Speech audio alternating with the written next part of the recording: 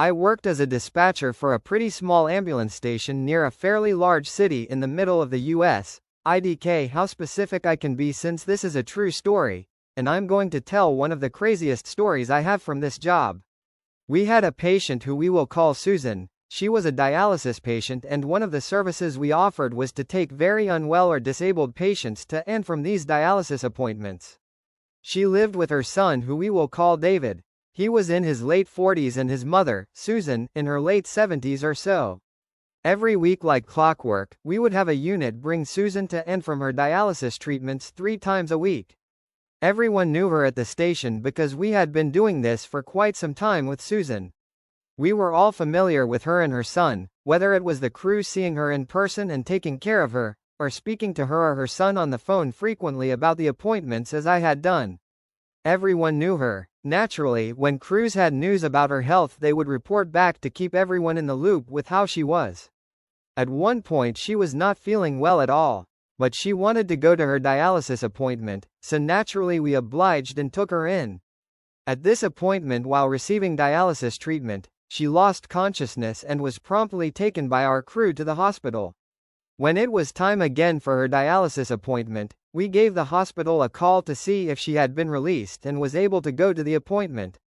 The hospital staff informed us that she would likely be released the following day and would be receiving that dialysis treatment in the hospital.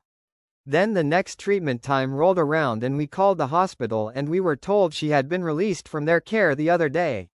This was great news, but a little strange due to the fact that we were always her first call to transport her to or from any hospital or appointment, and we hadn't transported her anywhere. We quickly moved on, however, and called David, her son, to see if she was going to be requiring us for her treatment that day. He informed us she wasn't feeling well and that she wasn't up to it, but that he was considering taking her back into the hospital. We tell him that if he needs us to just give us a call, and until further notice we cancel her trip for the day. We never get a call. Next appointment rolls around and we call David again to ask if she will be going. He says she's sick and she's back in the hospital. Weird again, since we hadn't taken her, but doesn't seem that off considering her health had been deteriorating. Next appointment, same thing happens. We call David, his mom's in the hospital, we move on. Now is where things took a bit of a turn. When the next appointment came up, we had tried calling David to ask about his mother's status, but he never answered or returned our calls. So, being that we had a contract with Susan and were to take her to these appointments unless told otherwise, we sent a crew to collect her for treatment. When the crew arrived at scene, they knocked on the door to no response.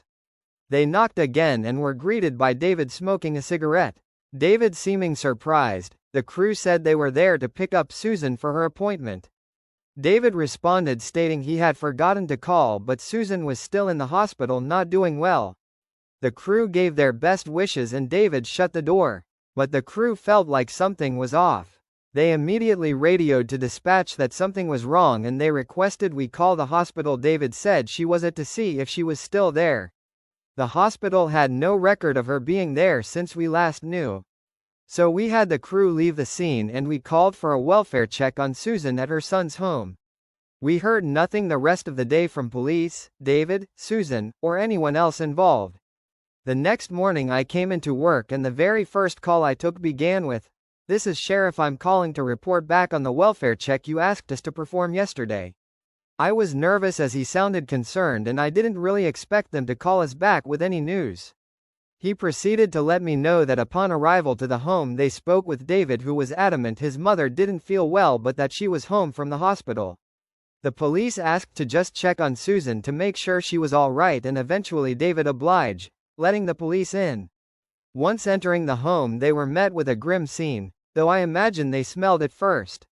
They continued to explain that what the officers observed was the dead body of Susan propped up on the couch wrapped in blankets, as if watching the television. But she had been dead for a while. They approximated around 2 weeks. When speaking to David, they found that he had been changing her clothes regularly and watching TV with her. Obviously he was suffering from some sort of mental illness.